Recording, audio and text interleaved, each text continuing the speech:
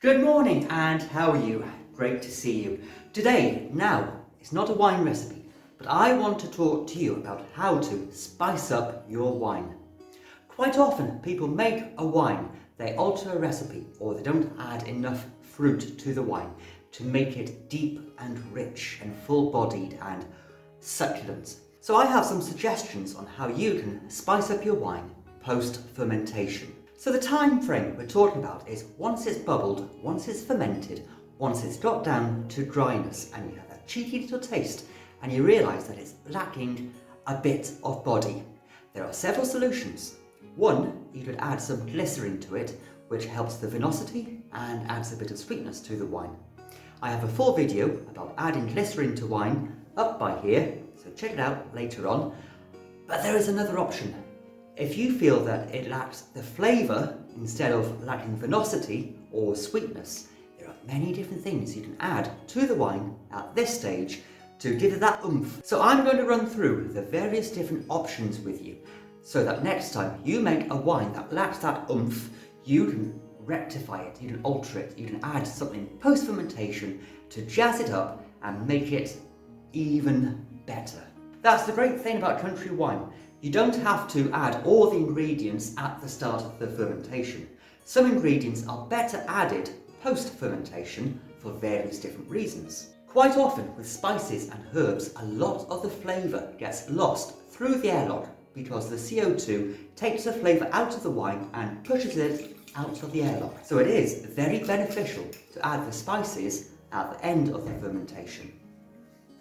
With all of these ingredients, it does come down to personal preference, your own taste buds, and also the sample of the wine you are trying. There are no fixed quantities because no one really knows what that wine in your hand tastes like, nor do they know how you want it to turn out. So I will give you a rough rundown of the ingredients, the flavours that they add, and also a ballpark figure of what works well, because some spices are more potent than others. But again, it's all personal preference, but because it is all personal preference, there is no hard and set formula for this. And typically, with the addition of spices, you want to add less first. You can always add more, but it's very hard to take the flavour out of the wine. So, what do we have first then? First up is probably one of my favourite ingredients to add flavour to a red wine, or a berry wine, or a rosé wine, or a rhubarb style wine, and that is licorice root. They give off a great dryness, a great oaky flavour to the wine, therefore it is great with red wines. It gives a subtle hint of camphor wood and anise, along with a delicate puckering feel to the wine, because it does add more tannins. So if you already have a tannin high wine, maybe reduce the amount of licorice you add to the wine if you still want the flavour. Normally I would add 1 licorice root per gallon or per 5 gallons and leave it in there for 7 to 10 days. Remove it, have a taste of the wine, have a test. Then if you feel that the licorice hasn't imparted enough flavour for that particular wine, put it back in, leave it a few more days. If you want to make a really strong licorice wine, which works really well by the way, you may want to think about adding some ground licorice powder. This will infuse into the wine far more quickly and give a stronger effect. Licorice roots are reasonably cheap to buy online and they come vacuum packed and they are brilliant for cooking and winemaking. Next on the list is peppercorns. If you want a spicy, rich, biting type of flavour addition to the wine, peppercorns are the way to go. They will add that heat, they will add that power, they'll add that warmth to the wine. To add that heat and that robustness to a lacking wine, or a wine that needs spicing up and tarting up, I would add about 5 to 10 peppercorns per gallon. I put them into a lady's Pop-Tart or a pair of tights, tie the knot, put that into the fermentation bucket or the demijohn, squeeze it in there, and then those peppercorns would infuse and give the wine that flavour, that warmth, that bite, that robustness, and it will turn a weak wine into a very strong, robust wine. And third up, not everybody's favourite, but one I really like in wine, and that is cloves. Cloves work really well in lighter wines such as pear, such as apple, the white wines, the summer's drinks. And you don't need to add many of them to the wine to give it that flavour, that clove, that dryness, that sucking of the cheapsness.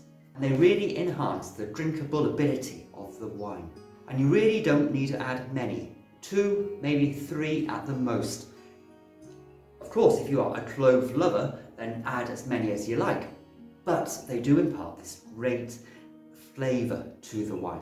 And number 4 on the list, ginger. Add a small chunk of ginger, about the size of your fingertip, to a gallon of wine, and it will add that fineness, that bite, that heat and warmth to the wine. Adding a small chunk of ginger to a carrot wine or an orange wine really brings out the sweetness of the fruit, yet still imparts a fire bite to the wine.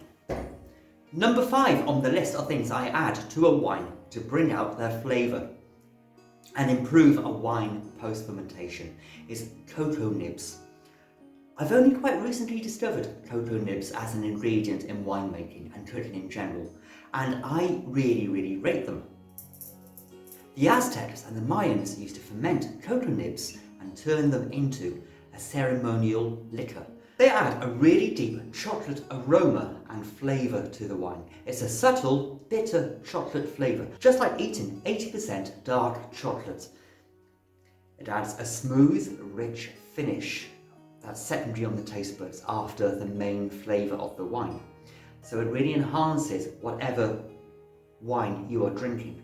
Cocoa nibs do work better with darker, richer, full-bodied wines.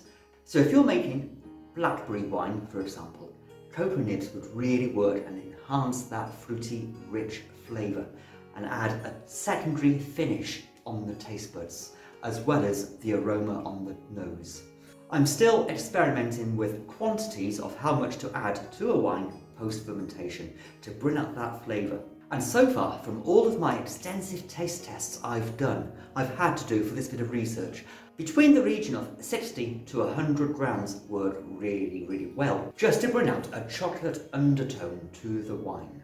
And with the cocoa nibs as well, the alcohol that's in the wine already will help the extraction of the flavour and the aroma. And you would leave the cocoa nibs in a stocking in the demijohn for 5 to 10 days, just to bring out all that rich, lovely cocoa flavour. Fantastic, it's rich, it's heavenly. And if you're making a kit wine as well, all of these ingredients are really good at enhancing and improving the kit wine and also personalising it to make it your own, so that you don't offer people just a generic kit.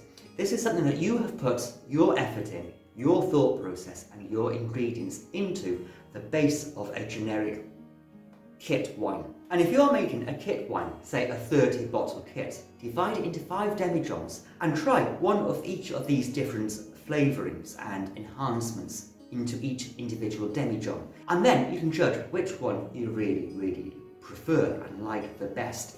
And there's no reason why you can't go for a combo of all or some of these ingredients. Experiment and have fun with the flavours. You know what you like, you know what is going to match that wine really well.